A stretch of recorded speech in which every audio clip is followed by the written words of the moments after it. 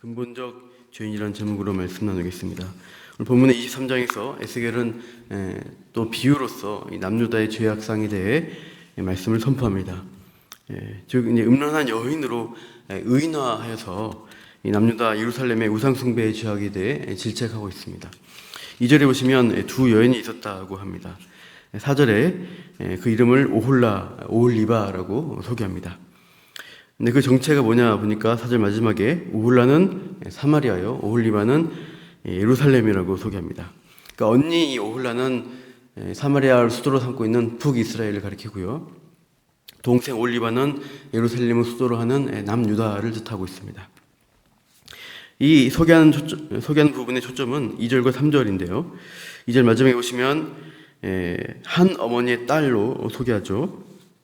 태생 자체가 한 어머니에게서 나온 같은 자녀인 것을, 자매인 것을 이렇게 취급하고 있습니다.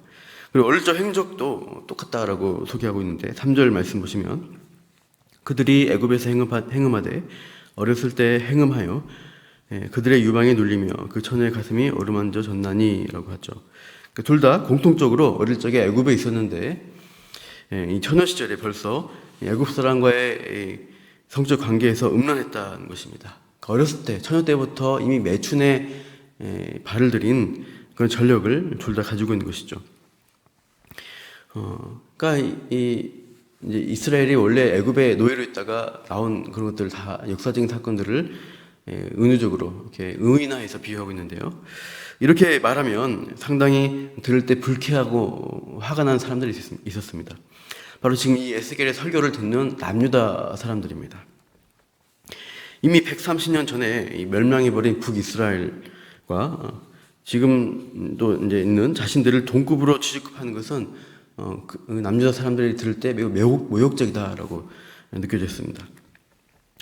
그러니까 그 북이스라엘 사람들은 극악한 우상 숭배에 빠졌고 혈통적으로도 혼혈되어 버린 잡종이고 버림받은 자들로 여기는데 자신들은 예루살렘에 있고 또 거룩한 성전을 소유한 백성으로 하나님의 특별한 보호가 있어서 다시 회복되고 하나님 나라는 왕국은 이 남유다는 영원할 것이다, 그런 믿음들을 가지고 있었습니다. 그런 선민 의식인데요. 근데 우리 남유다 사람들을 똑같이 북이스라엘과 똑같은 출신이다, 심지어 어렸을 때부터 음행을 똑같이 해온 타락한 자들이다고 이렇게 말하는 것은 매우 기분 나쁘다는 것이죠. 에스겔은 그러나 이 23장을 통해서 북이스라엘이나 남유다나 똑같은 부패한 출생이고 부패한 삶을 살아온 자들이다, 이것을 전제하면서 먼저 5절에서 10절 보시면 북이스라엘 이 오홀라의 행적을 설명합니다. 5절 보시면 오홀라가 내게 속하였을 때라고 시작하죠. 이게 무슨 말씀인가요? 오홀라가 나 하나님께 속한 여인이었다는 것을 밝히고 있어요. 4절 중간에 보시면 앞에 보시면 그들이 내게 속하여 자녀를 낳았다라고 말씀하고 있습니다. 그러니까 둘 다 같은 공통점은 뭐냐면 애굽에 있을 때 처녀 때부터 음행하고 음란했지만 하나님은 그들을 불러내셔서 그들을 새롭게 하셨습니다. 애굽의 우상에서 그들을 새롭게 하셔서 하나님 백성 삼아 주셔서, 즉 이 언약 백성 삼으셨다는 것은 결혼 언약과 같은 것이죠. 하나님이 결혼하셔서 하나님의 아내로 맞아들인 것을 말씀하고 있습니다. 그러니까 신분이 하나님께 소속된 자들인 것이죠. 하나님 백성입니다. 에스겔 16장에서는 그것을 왕의 지위에 올랐다라고 하나님이 표현합니다. 그렇게 개과천선한 거룩한 순결한 신부로 하나님이 맞아주셨는데 5절 보니까 이 하나님께 속한 아내의 지위에 있으면서도 오홀라가 먼저 행음을 하는 것이죠. 누구를 연애했느냐 보니까 이웃집에 사는 잘생긴 남자를 사모하는 모습을 말씀합니다. 그러니까 바로 그의 이웃인 아수르 사람이라고 하죠. 6절 보시면 그가 어떤 모습인가 보면 아수르 사람이 왕족 귀족이 입는 옷이죠. 자색옷, 화려한 자색옷을 입습니다. 그리고 고관과 감독, 사회적 지위도 아주 높습니다. 그리고 또 준수한 청년이고 말을 타는 자, 젊었을 때부터 성공했고 좋은 말을 타고 다니는 모습을 보여줍니다. 그러니까 한마디로 현대식으로 말하면 이웃집에 보니까 남편인 여자가 이웃집 보니까 아주 잘생긴 청년이 있는데 뭐 CEO, 젊어서 CEO이고 사업가이고 또 때로는 뭐 젊은데 검사이고 이런 지위에 있는 남자를 또 연모하게 됐어요. 차도 비싼 차 있는 것이죠. 벤틀리니, 람보르기니 이런 비싼 차를 타고 다니면서 권력과 돈 많은 남자를 보니까 혹하는 거예요. 그래서 돈 많은 남자를 따라가는 이유가 뭘까요? 그러니까 돈 많은 남자 따라다니면 명품 사주겠고 또 그가 가진 부유와 사치를 여자가 누리고 자랑할 수 있기 때문에 그런 것들을 바라보면서 남편인 여자가 이웃집 남자를 이렇게 연애하는 것입니다. 그러니까 북이스라엘이 하나님이 주신 부귀와 이 하나님이 주신 그 신앙의 길이 있습니다. 그런데 아수를 보니까 아수의 힘과 부귀영화 보니까 우리도 저렇게 되면 좋겠다. 저렇게 번영하고 싶다라고 하면서 아수를 따라가요. 7절 보십시오. 그래서 아수르 사람들 가운데 잘생긴 모든 자들과 행음하고 누구를 연애하든지 어떻게 해요? 그들의 모든 우상으로 자신을 더럽혔다고 말씀합니다. 그러니까 이 북이스라엘이 몸과 마음을 참 잘생기고 잘난 아수르 남자에게 다 줘버립니다.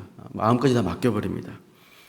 동시에 어떻게 하냐면 아수르의 우상, 그들의 신, 그것으로 영적 순결 또한 더럽히고 있는 모습을 보여주고 있어요.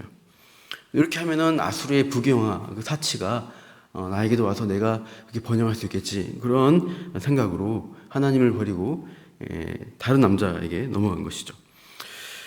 근데 이런 음행의 모습은 갑자기 일어나는 것이 아니라 원래 그들이 그러했다는 것이죠. 8절 보시면 그가 젊었을 때 애굽 사람과 동침함에 그 처녀의 가슴이 어루만져졌으며 그의 몸에 음란을 소돔을 당한 바 되었더니 그가 그때부터 행음함을 맞이 아니하였느니라 되어 있죠.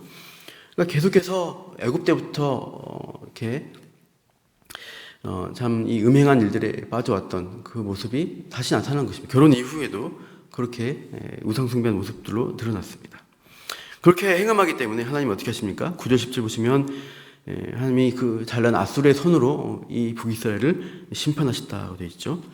그가 연애하는 아수르 사람의 손에 넘겼습니다. 10절 그들이 그의 하체를 드러내고 그의 하늘을 빼앗으며 칼로 그를 죽여 여인들에게 이야기거리가 되게 하였나니 이는 그들이 그에게 심판을 행함이니라.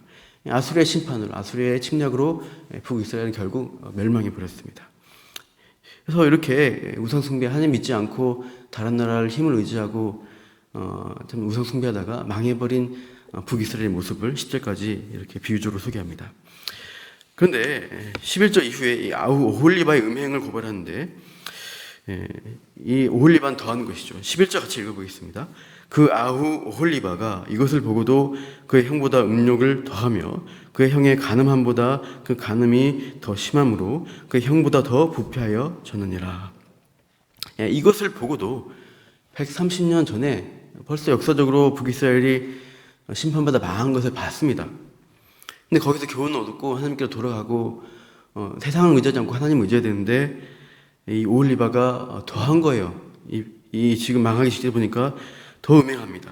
그래서 그 형보다 음욕이 더한다 되고 그 간음이 더 심하다.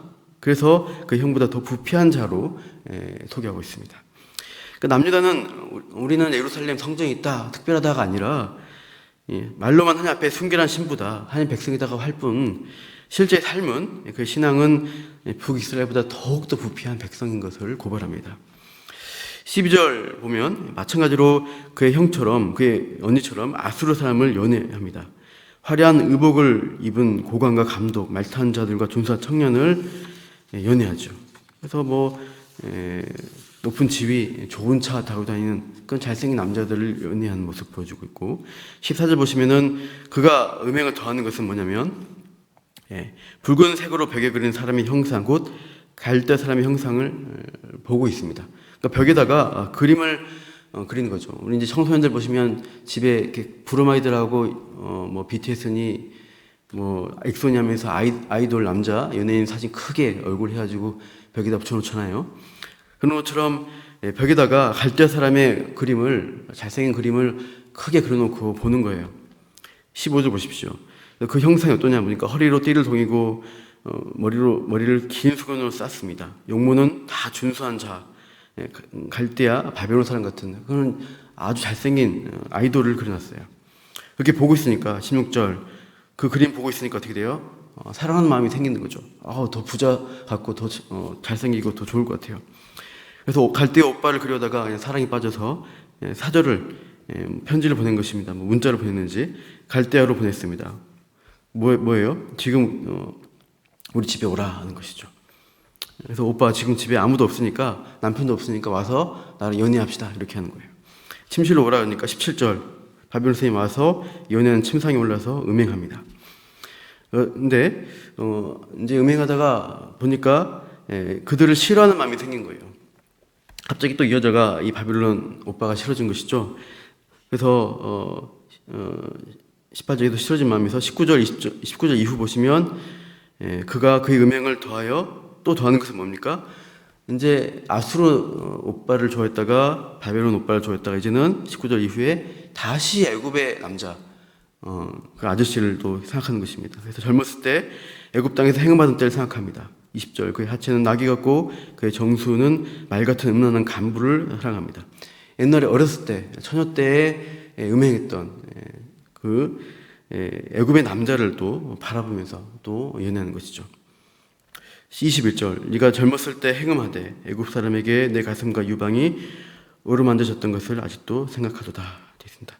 이 부분은 역사적으로 그러니까 이 요아김 왕 때입니다. 요아김 왕이 바벨론 왕이 왔을 때 바벨론께 충성하기로 또 마음을 바치고 갔다가 또 바벨론을 배신해서 다시 애굽으로 돌아간 그 사건을 가리킵니다.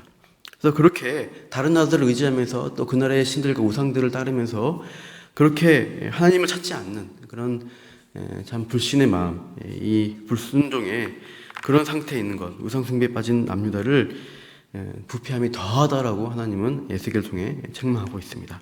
그렇기 때문에 이 남유다는 심판받아 멸망할 수밖에 없다는 이유가 되는 것입니다. 또 우리가 참 신앙 안에 살아간 자들인데 우리의 근본, 우리의 원래 본성이 참 타락한 죄인이라는 것을 또 기억하면 좋겠어요.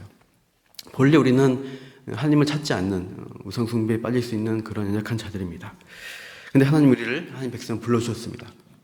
그러면 우리가 죄와의 싸움 하지 않는다면 우리가 젊었을 때 했던 그런 우상 숭배에 빠졌던 것들, 자기 중심으로 하나님보다 나를 높이려고 하는 그런 사양들이 계속해서 나타날 수밖에 없고 더 부패한 모습으로 드러납니다. 오늘도 우리가 살아갈 때 우리의 근본적인 그 안에 있는 죄성 이것들을 경계하시면서 더욱더 이 세상이 아니라 하나님을 의지하는 참 그 믿음 가운데 살아가도록 죄와 싸우는 하루의 삶이 되도록 함께 기도하며 그렇게 나가시길 축원합니다.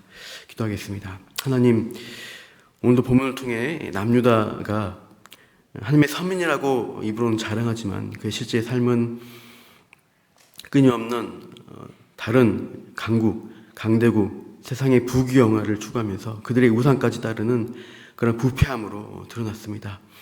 하나님 우리가 오늘 살아가면서 우리가 이 세상에서 만족하고 겉으로는 하나님 백성이라고 하지만 실제 삶 가운데서 세상에 넘어지고 세상을 따르고 그들을 탐하는 우리의 모습이 있지 않은지 돌아보면서 우리에 있는 죄성과 싸우며 정말 하나님 말씀 안에 오늘도 거하는 순결한 주의 백성으로 하나님의 신부로 살아갈 수 있도록 우리를 붙들어 주시기를 간구합니다. 오늘 기도 가운데 또 우리가 하루 삶을 살아가는 가운데 하나님 우리와 함께하여 주시옵소서. 감사하며 이 모든 말씀 예수님 이름으로 기도합니다.